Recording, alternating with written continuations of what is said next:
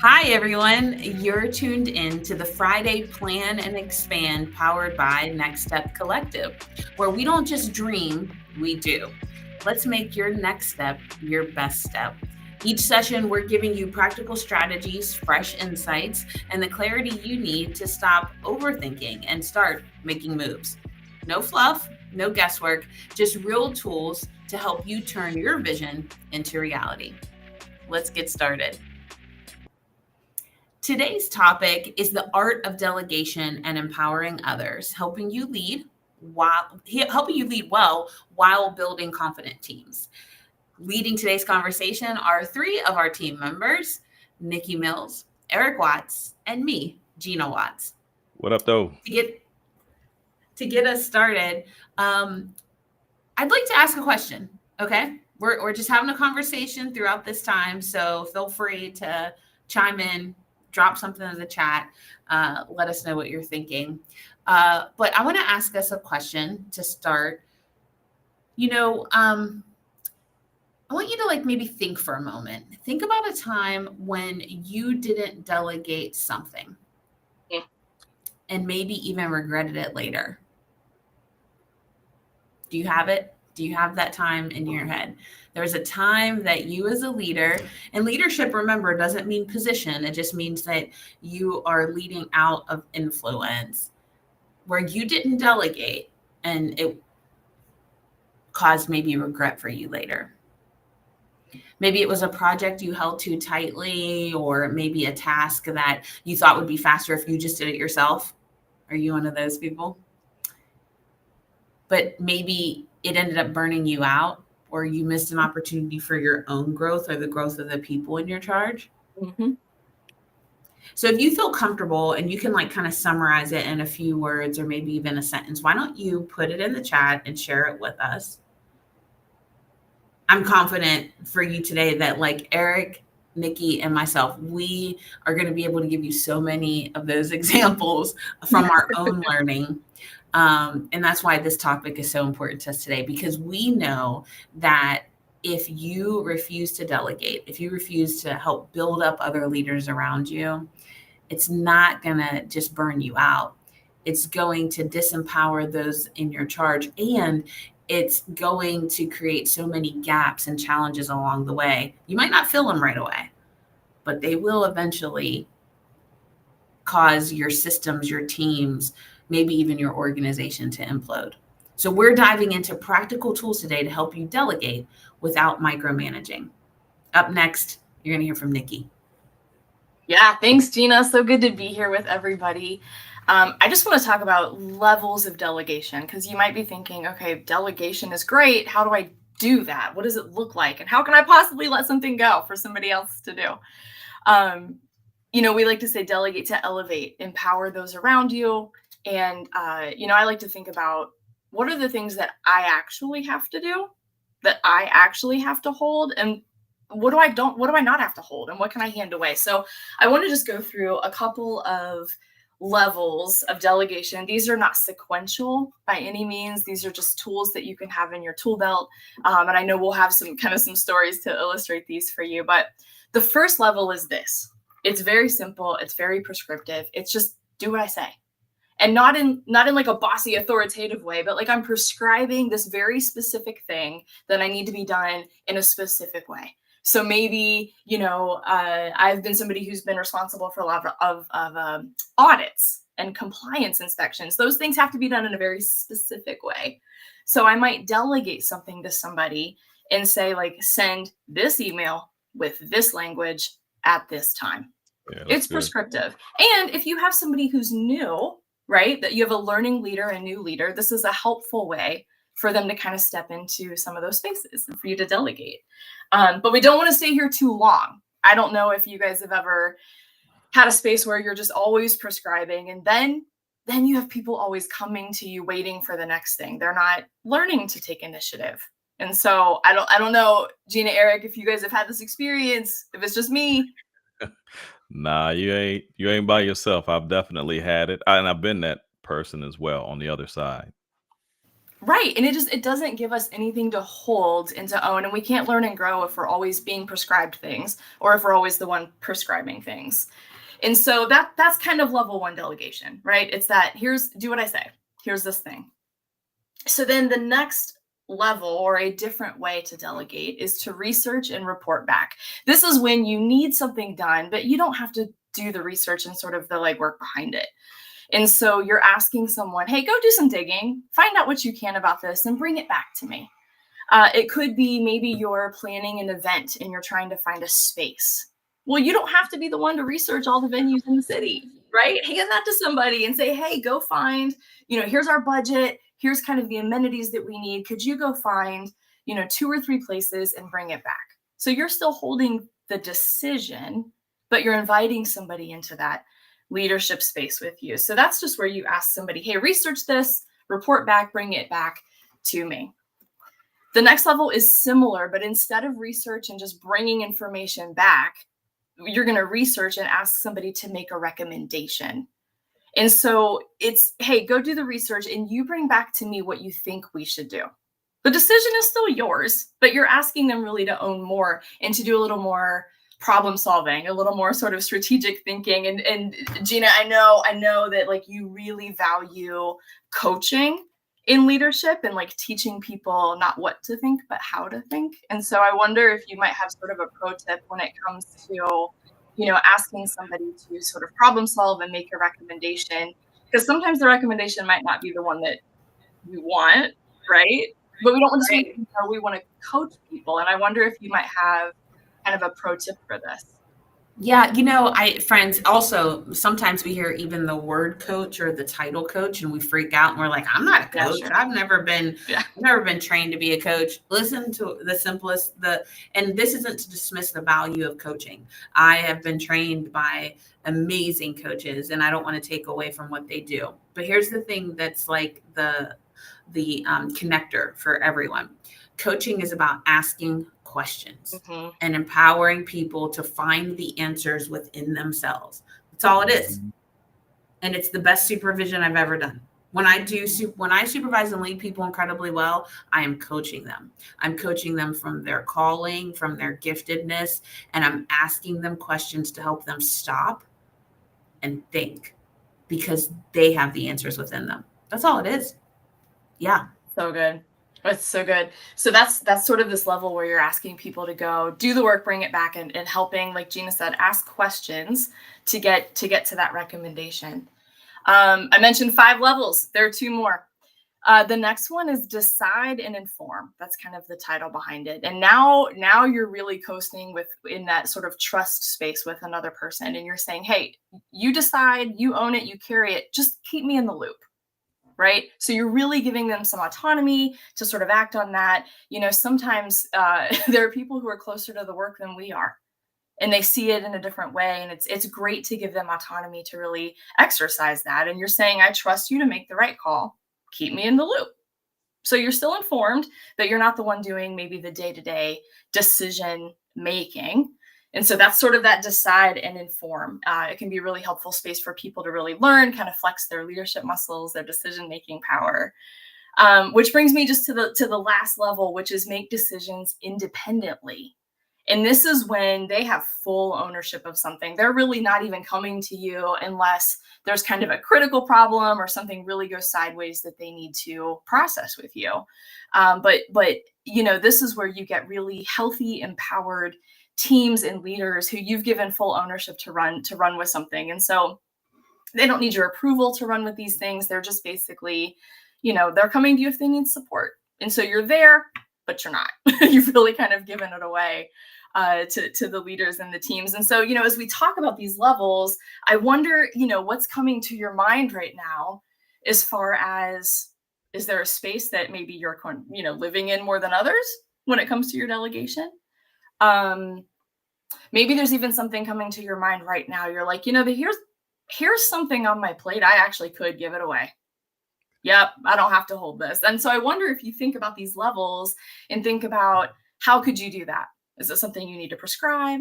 Something that you can give ownership to? But we just encourage you as we think about delegating to elevate, to empower and develop people, where these spaces that you could do. And so, I mean, it's great to talk about these levels. It's great to talk about some theory behind it, but Eric, I wonder, just as we think about our next section, if you could kind of walk us through, like, breaking this down, what does it look like? Yeah, before we do that, fam, I got a question for you. Why is it so hard for leaders to fully delegate, to give up, so to speak? Not give up, but give a thing up. Why is it so hard for leaders to say, all right, boom, I'm giving you this, and I'm like this, I'm with my hands off? Why do leaders struggle with that? Yeah, probably lots of reasons. I think for me, what comes to mind is sometimes it's like a control thing, right? It's like I would do it a specific way and I could do it maybe faster, better. Sometimes it's hard to slow down and teach a thing, right? Like, oh, if I just do this, I don't have to slow down and teach it. I think for me, that's often a tripping point. But yeah, I think that's a big one that comes to my mind. And then thinking that it has to be done a very particular way. And it just doesn't. Like, let people learn, just because it's not how you would have done it, if it's getting done, like, that's what counts. So being able to let go, I think, that's what comes to my mind initially. So so thank you for that. What I hear you saying is we got to go all Elsa from Frozen on it. We got to let it go. Let it Or, go. for those who know Teddy P, like Teddy Pendergrass, for those who don't know, I think I better let it go. Looks like another delegation. TKO. Listen, I'm on fire today, like NBA jams. No, that's cool. That's really good. I appreciate that. I know in my time as a leader in corporate spaces, I struggled with that, especially as a young leader, because I was trying to prove myself that I belonged, that I could do the job, that I was capable, that I could lead well, and that I could lead people well. And I messed it up. Fortunately, though, I messed it up enough that I eventually got it right, and not on my own. Don't get it twisted. I had people who said, "Hey, you're messing this up. I'm going to help you get it right." I had mentors, people who took me under their wing, people who told me when I was messing it up, people who told me, watch this, along the way when I was doing it better and when I was doing it right. And I've experienced both, where I had leaders who would say, well, yeah, you're doing it well, you're getting better. And they gave me that space that you just talked about to be able to handle this. And I've had leaders on the other side who were like, all right, go do it. But then they wanted me to do it their way, which is not, it's the opposite of full delegation. And so what I wonder, G, is if you've experienced a time where you did not have full delegation and how you handled it. We ain't saying no names. We're gonna make names up. We're not gonna say names, and I'm gonna be careful with details. Okay. Here's the thing. I think there's two things that I'll say to be true for my own experience. I think that I have been able to lead without full authority to delegate because I've somewhere in my spirit, and then have been molded and mentored by, John Maxwell, to know that leadership is influence. Right. So my awareness of leadership has really never been based off of title, which, first of all, is like a game changer for anybody. For right? Sure. So because I knew that ultimately leadership, which could include delegation, is based off of influence, right? I have often been able to delegate without full authority through influence and relationship. Like, I leverage relationship, I leverage influence, and like how I just talked about coaching. Coaching isn't just like coaching to people who you oversee. Coaching is also coaching my peers, coaching up, like coaching people who I report to. Right. So I was able to, encourage, mention, remind, strategies that should work. or could work. So I think is that answering your question? I feel like Yes. the practicality of it is that one, I understood leadership to not be about position. And then two, I leveraged relationship in order to encourage the delegation process to happen. That's good. That's good. Yeah. No, that's good. Yeah. No, that answers it really well. Thank you. Thank you both for that. Yeah. I appreciate that. All right. So now we're on to where I get to talk a little bit more. And instead of talking, I'm going to sit here in silence.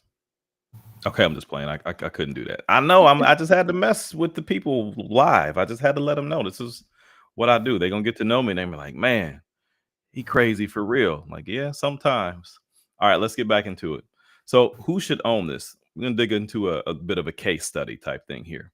So right now, I want you to think of a real task. That's something on your plate right now and that you're holding on, and you're the opposite of 38 special. Shout out to 38 special. Hold on loosely. You're holding on very tightly. Like you got, like, so I'm a golfer. My wife knows that. My sis knows that. My fam knows that. And so if you're a golfer, one of the things that you do early on, you're either going to hold the club very loosely in your hands, like, oh, it's kind of loose, or because you look at that little white ball, yellow ball, red ball, green, whatever color ball you play with, you're like, I'm going to crush it and I'm going to hold this club so tight and I'm going to send that ball to the moon. And that is very unathletic. If you can't name a sport where you are playing tight is better. Okay. All right. You want to be loose. As Jack Black would say, loosey goosey. You want to get loosey goosey with it. And in golf, the more loosely that you hold the golf club to a certain extent, instead of a 10, you should probably be at about a 4. And you're going to see that ball just rocket off of the face of the club. So in that same respect, you want to hold things loosely. We talk about that, the three of us, often together, and with Brad Gilmore as well, about holding on loosely. So think about the thing that you're holding tightly to. Is it only something that you can do? And if it is, I'm going to tell you right now, if there's somebody or people to delegate to, you kind of messing it up. Let me make it plain. You're messing it up, period. Right? If there's somebody you can delegate to that you know you can delegate to, that you trust, and you've delegated it to them before and they've crushed it and you're not doing it, yeah, you're messing it up. But keep listening. There's still hope for you. There's still hope for you yet. We got you covered. So if you don't have that somebody, who is that somebody? See now, Aaliyah, are you that somebody? Who is that somebody who could grow by owning this thing that you're holding so tightly to? Yeah, as soon as I said it, you probably had at least 2 people pop into your head like, yep, I got this thing so tight. I'm holding on to my love like In Vogue, like I got it. And I'm not gonna let the golf club go, because if I do, then I'm responsible for the ball going far and going in this direction. But here's the thing. You're not. This is the NATO concept at work, not attached to outcome. Come on, somebody. It's NATO. Once the ball leaves the face of your putter, driver, whatever club you got, you're no longer responsible for that. You have to be willing to accept the result. So once you delegate to somebody, this is good. Once you delegate to somebody, you're not responsible for that. Now you're responsible to an extent because you're a leader and what they do and all that stuff, but the outcome should be good. Watch this. If you've mentored them well, if you've guided them well, if you've trained them well, if you've given them clear instructions, and as Fam said earlier, if you've given them that space to go out and surprise you in a good way.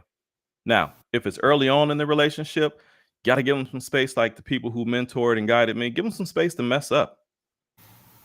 You know, there's a famous story about, somebody went to Thomas Edison and he's like, oh man, I made this mistake. And they were like, one manager was like, it's a $10 million mistake. And then one manager was like, well, it's a $10 million mistake that now we're going to grow from.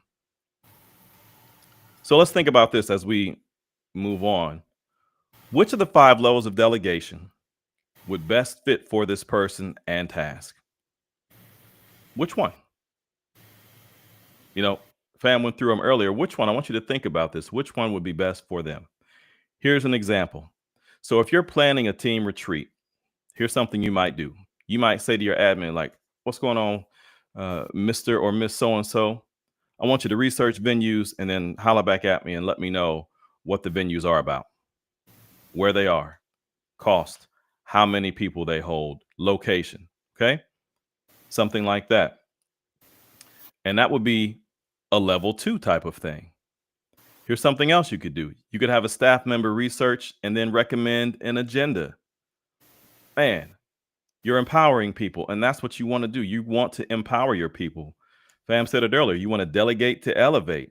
And just in case you're wondering, Fam is Nikki. That's what I call her. So I'm not going to call her nothing different from what I call her. You can't call her that, but I can call her that. Her mama call her Clay. I'm going to call her Clay. So anyway, that's level 3.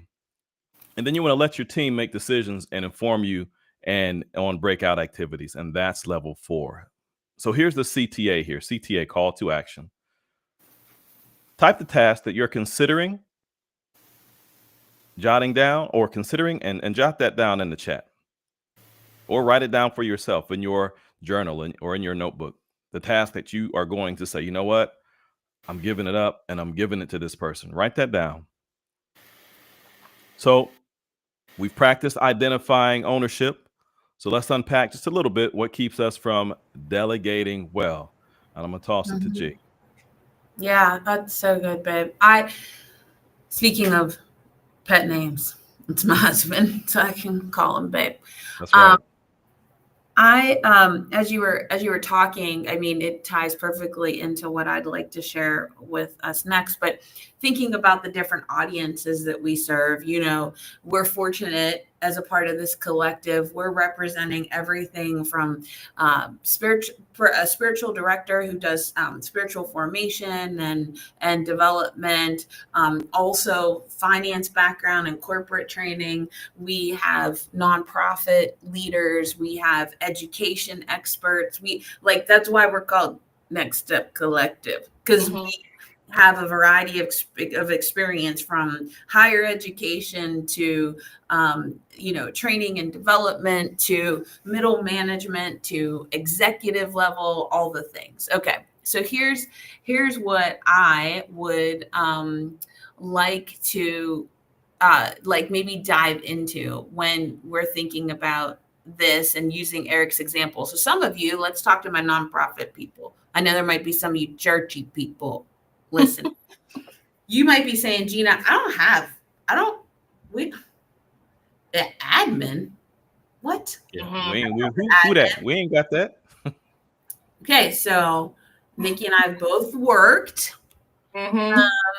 in church and have had very, very, very, very, very big jobs. Very big. Bigger than a lot of other people, and not had an admin. So here's what I'm saying to you. We found a way through systems. We also didn't let examples or teachings like this one limit us to how we could see it. So some of you might be sitting here listening, like what Eric said, why don't you have your admin research, and you stopped listening. He was like, I'm talking to you. You said he said admin, I'm not listening because this must not be for me. Oh, do you feel that conviction in your spirit? Come back. Listen to the principle. Listen to the principle. No matter where you find yourself, you can identify ways to implement the different levels of delegation appropriately, whether it's a volunteer, whether it's someone on your team. There's ways to be intentional and apply what we're talking about. So I just wanted to remind you, one, who's teaching you, and two, encourage you to realize that what we teach is practical for anybody we serve. That's it. Right. It's practical. But you, as the learner, must make sure that you have on a learning hat and not one of when people used to tell me, I went to this conference, I didn't get anything out of it. I went to this event, I didn't get anything out of it. I was on this call, I didn't get anything out of it. It's you. That's it. Yeah. Say it. Listen, it's you. what's gospel song, Yeah. it's me, oh Lord, standing in need of prayer. Yeah. Yeah, because here's the thing. I learned a long time ago. I could go to events, I could listen to trainings, I could be in classrooms, being receiving a lecture. Because I started feeling this way when I was in college. And I could have a posture of like, they ain't teaching me nothing. I ain't learning nothing. This is terrible. And I said, you know what my posture is going to be from now on? If the only thing I learn is how not to do a thing, Still enough. Come on. I still learned something.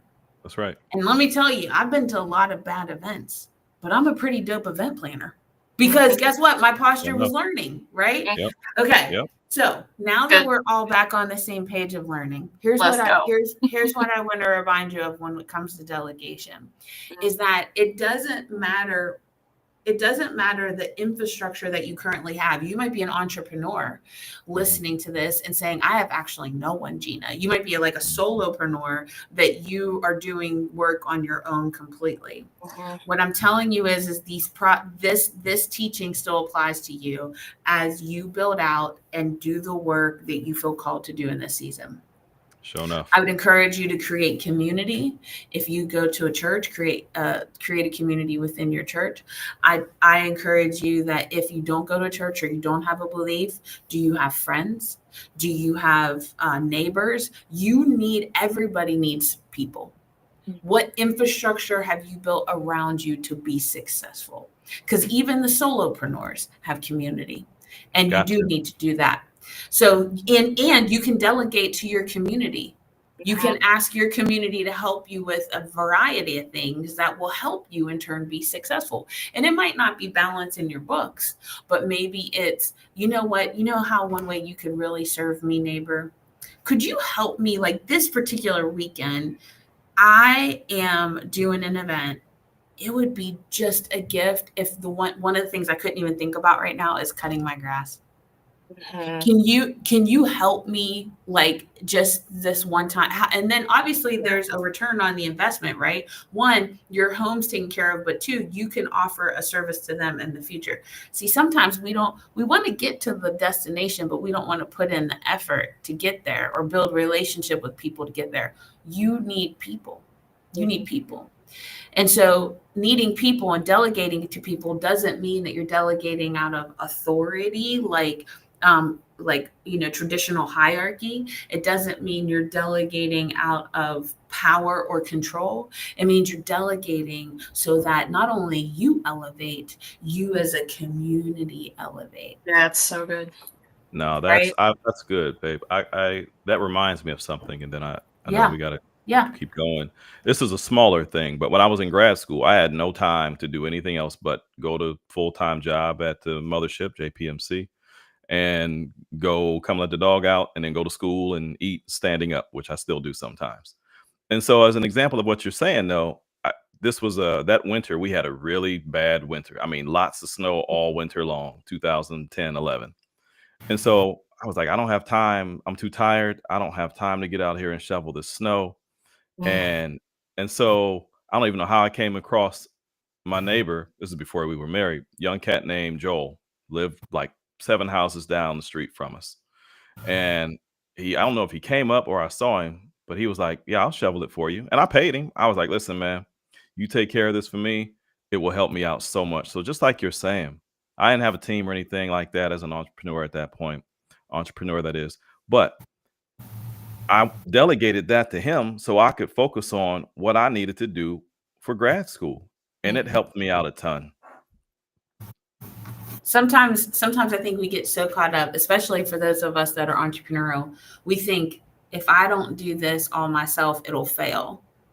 So like we've told ourselves a lie, and then we continue to perpetuate the lie, which is actually keeping us from succeeding at the level that we intend or that, has been designed for us. So speaking of which, that is a barrier, right? The way that we think about delegation, the way that we think about community, the way that we think about success is a barrier to delegation. A few others I want to underline.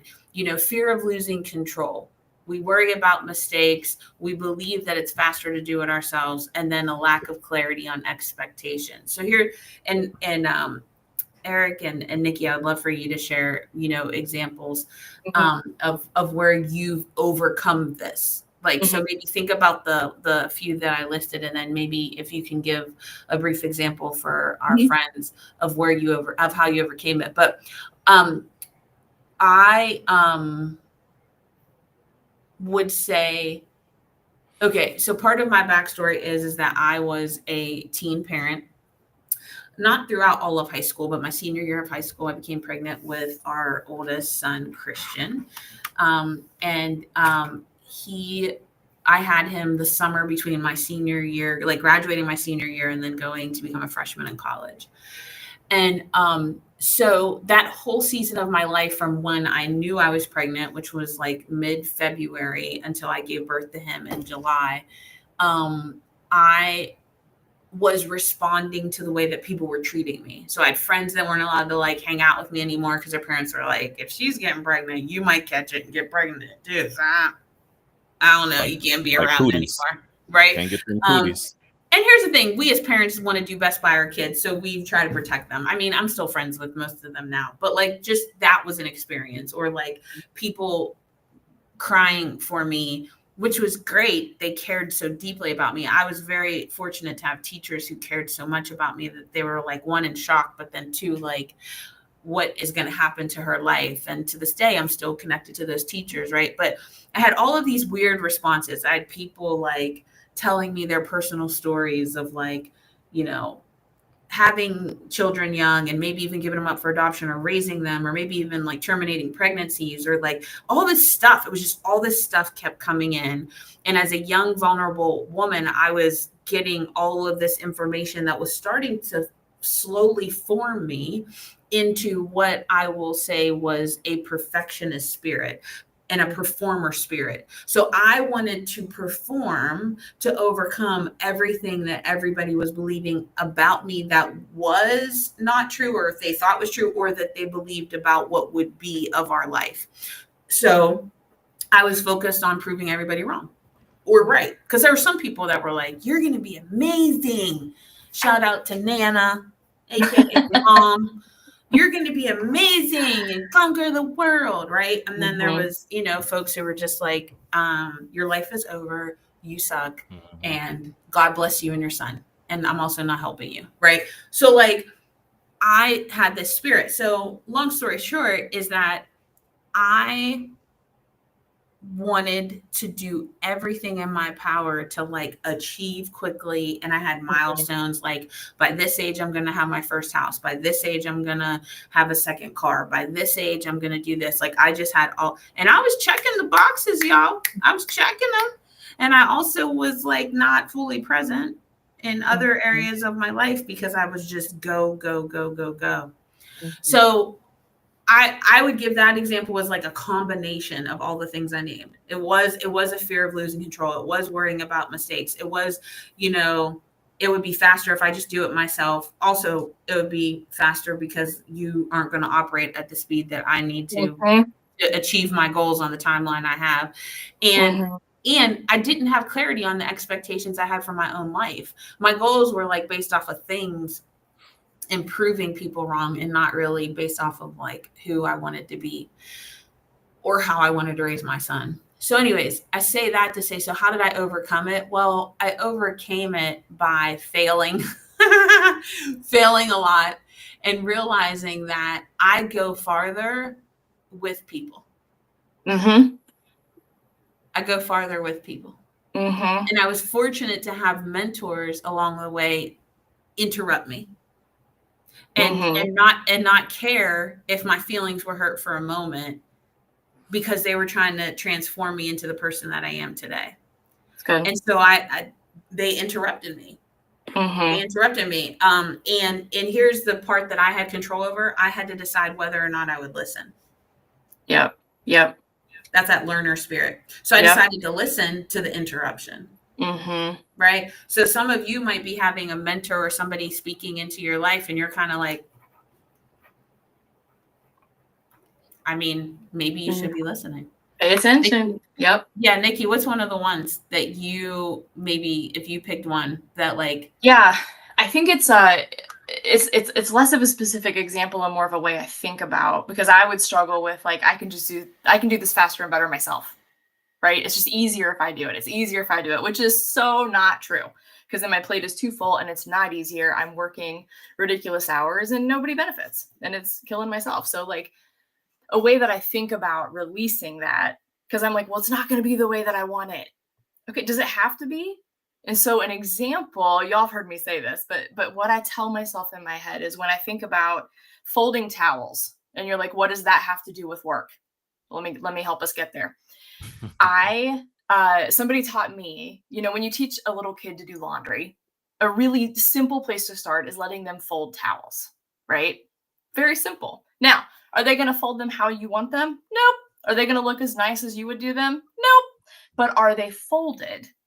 Yeah. And they're learning, right? So with things that are not deal breaker, right? Things that have room, it doesn't have to be a certain way. And I'm talking like a compliance issue. Everything else can really be kind of done how it's going to get done. I tell myself, okay, it's like folding towels. I'll look at maybe an event that somebody else has put together on my team. And I'm like, is that how I would have done it? Maybe not. Is that exactly the way I wanted it? Not exactly. But did the metaphorical towels get folded? Did the outcome happen that we needed? Yeah. And you know what? They learned in the process. I learned in the process, and I didn't have to hold it, and they learn and grow. And then you can always debrief after and get better. But I just remind myself, like, Nick, we're folding towels. It's okay if it's not exactly how you would have done it. And truth be told, half the time they do it better than I would have. And I'm blown away by their creativity because I got out the way. And I'm like, wow, look what they did. And I end up learning from people I've delegated to. And so It's less a specific example. It's just more of a mindset that I try to adopt, to your point, G, you said like, go farther. So there's the proverb that's like, if you want to go fast, go alone. If you want to go farther, go together.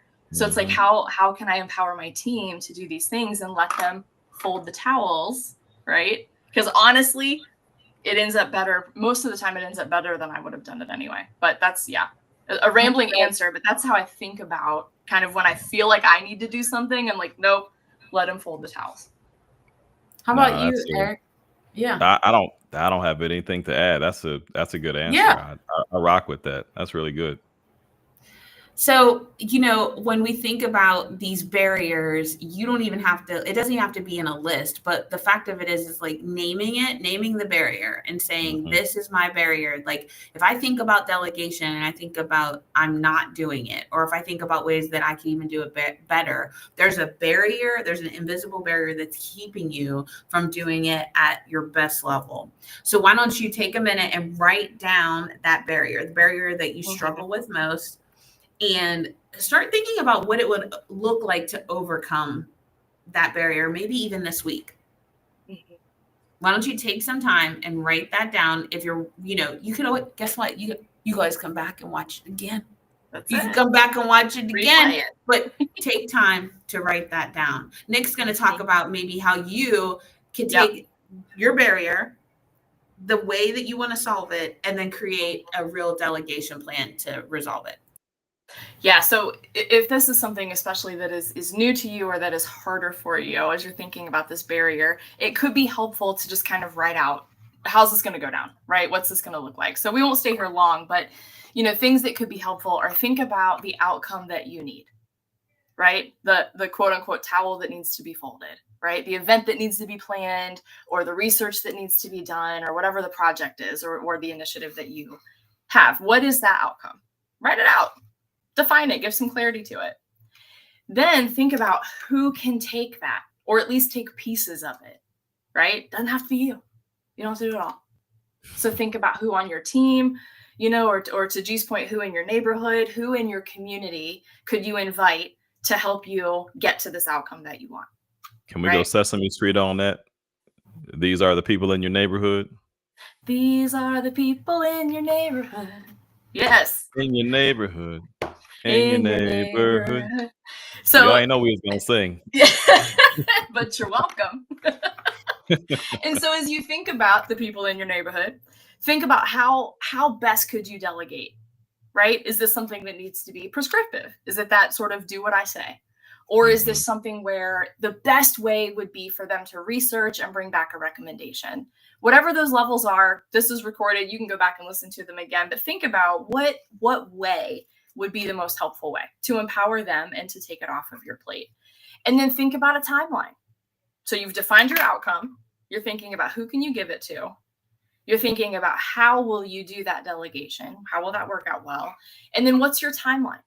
And then maybe what check-in points will you have along the way, just to make sure that progress is going well, right? That's good. And so as you think about those, they're 4 simple steps, but they can be really helpful steps, especially as you're sort of, flexing this muscle of delegation and getting used to it. It can be helpful as you think through those to think about how you will delegate that. And so I'm wondering, those are some steps that we have in a plan as we think about delegating. Gina, Eric, I don't know if you have any tips that you want to add that could be helpful, or maybe things that you've done, or if we just want to call it good.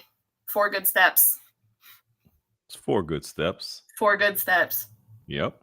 Let's do it. So just think about that. If you want to drop ideas in the chat, or if you're journaling some of these and you want to write them down, write those steps down. Think through it. You will be glad that you did. And so another important shift, as we think about delegating, especially if you're somebody who you're like, I don't know, I just want to keep my eyes on it. What we're not doing to people is micromanaging them. If we're giving them the power to do something, if we're handing over the keys to something and saying, this is yours, run with it, let them do it. Let them do it. And so Eric, I think, is going to walk us through mentoring, not micromanaging, making sure that we keep that distinction. I gotta try to be calm on this one, because I'm thinking about micromanagers I've had. So the image in my head is my homeboy Anger from the movie. What's the movie? What is it? Inside Out. Inside. Thank you. Yeah. That's the Anger is like, oh, because that's how I used to be. When my manager used to come over and be like, I'm like, bro, you were here 2 minutes ago. I know what I'm doing. And this is way back when. I guarantee you I didn't say it like I just said it to y'all. Like, oh yeah, I know what I'm doing. Leave me alone. No, I said a whole bunch more. Probably should have been fired, but God has some grace and mercy for a young brother coming up in this world. Anyway, so micromanaging to mentoring. Remember, delegation, it's not a one-time event. It's something that you want to shift from control to coaching. You want to remember going back to 38 Special in the golf club, holding on so tightly. Let go. You got to go Elsa and Frozen. When you have that golf club in your hands, whatever the proverbial golf club is for you, you watch this. You have more control when you hold it loosely than you do when you hold it tightly. Now, because when you're tight like that, your muscles ain't functioning and firing off the way that they should. Come on, somebody. They ain't firing off the way that they should when you're trying to make that your swing to hit that ball. And the same thing is true in your business, in your life, in your leadership. You're holding on so tightly. Watch this. Come on, this is good. Your leadership muscles, they ain't loose. Things ain't functioning and flowing the way that they should, because you've got a death grip on this thing, this task. You've got a death grip on your people. You're micromanaging them. You got to back up off of them. So some shifts you can take. 1, ask questions. G said it earlier, and John Maxwell has said it as well. Good leaders ask great questions. You want to ask questions instead of giving all the answers. The best coaches, to me, they ask lots of questions. I'm a coach. We all coach in some respect. All 3-4 of us. Brad Gilmore as well. And I guarantee you, we ask people lots of questions, sometimes to the point where it may get on their last good nerve. But it's a must to help them. As a coach, no matter what your role is, as a coach, you're a supervisor, manager, whatever your title position is, you're asking questions to mine, M-I-N-E, that greatness that's in people, and pull it out of them so they can do this task, these things that you have delegated to them. After that, you want to allow space for learning and mistakes. Fam talked about this a few moments ago.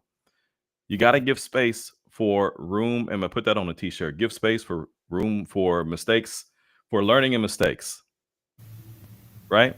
You got to give people room to mess it up, like my mentors gave me room to mess it up, room to get it right, and understanding that, okay, they're going to make some mistakes. The towel analogy, like, all right, it ain't folded the way maybe I would have done it.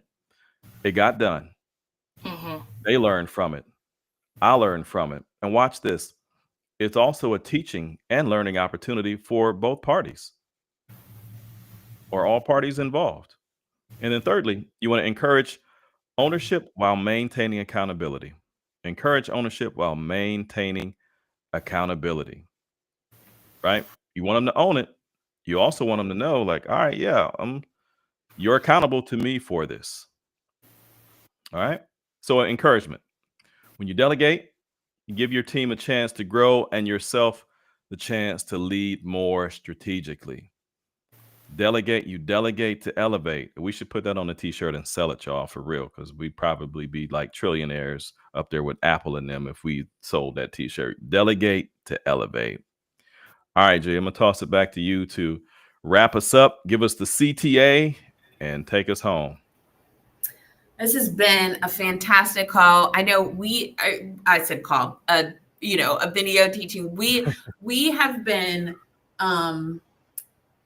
editing live. We've been like moving things around because we had so much more we wanted to tell you guys, and can't believe that we even took up this much time. We just were so energized about what we were going to get to teach today. So here's the thing that you learned. 5 levels of delegation. We talked about how to identify what to delegate and to whom. We talked about how to overcome barriers, but first we got to name them. You can't fix the thing you don't name, so you got to name it first. And then we talked about shifting from micromanaging to mentoring. We know that this is the secret sauce. These are the game changers. They're going to help you lead well, whether you're leading out of a position of authority, or you are leading your peers, or you are leading volunteers, or you are even mentoring up to those above you. These all can be very important, critical things that you can apply even today to serve you and the people around you well. So if this is helpful, we want you to like, share, and subscribe to stay connected with us, the Next Step Collective. And be sure to drop your biggest takeaway in the comments so that we can celebrate your growth with you. And if you want help developing your team or growing in your leadership, we want you to reach out to us anytime. We are here to serve you, and we want to stay connected.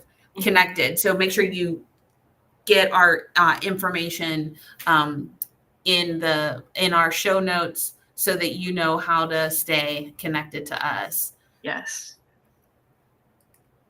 Eric, take us home. All right. So this has been dope. Jay, thank you. Fam, thank you. Brett Gilmore, shout out to you. We thank you as well. And thank you for joining us live and watching the replay. We want to hear from you. We need to hear from you. We want to know how we can best serve you. So thanks for joining us on the Friday Plan and Expand, powered by Next Step Collective. That's us, 4 of us, just in case you was wondering. So remember, vision without action is just a wish. Now go and take that next step and make it your best step. Peace.